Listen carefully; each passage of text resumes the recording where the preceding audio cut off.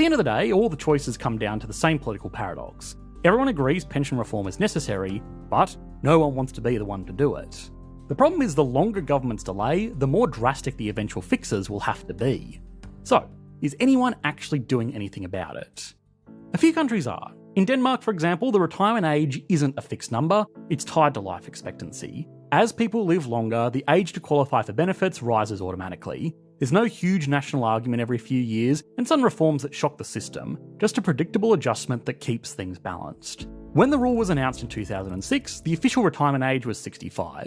By 2030, it will rise to 68, and possibly 70 by the early 2040s, if lifespans keep increasing. That gives people decades to plan ahead and keeps the system solvent without anyone feeling blindsided. Germany and the Netherlands have followed similar paths. Both countries have linked their pension age to demographic data, effectively saying, if we're living longer, we're working longer too.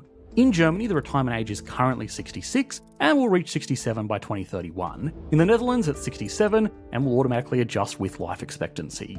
Then there's Sweden, which many economists see as the model for how to reform pensions without political chaos. Back in the early 1990s, Sweden's pay-as-you-go model was collapsing under the same demographic pressures we're seeing today. Lawmakers realised they had two options: wait for the system to implode or rebuild it entirely. They chose the latter.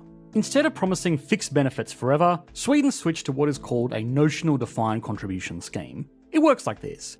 Each worker's benefits are tied to what they paid in over their lifetime, and the payouts automatically adjust if the economy slows or if people live longer, so the system just corrects itself over time.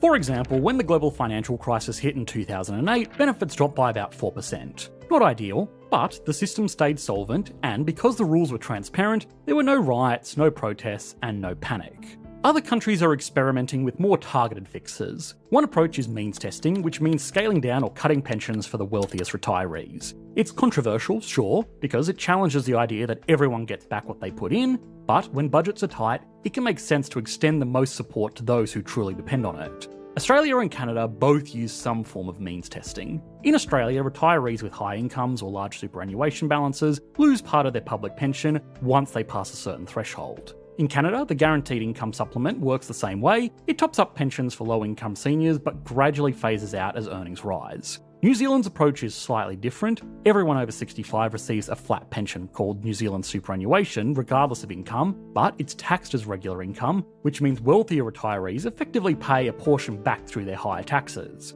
It's a simpler, more transparent way to target support while still preserving the sense that everyone contributes and everyone benefits. So yes, there are no easy answers, but there are some lessons. Countries that act early, like Sweden or Denmark, show that gradual, automatic adjustments are far less painful than sudden crises. People need to believe that the system will still be there for them, the rules won't change overnight, that contributing now will actually mean something later, and reforms that are transparent, predictable and fair can go a long way towards building that trust.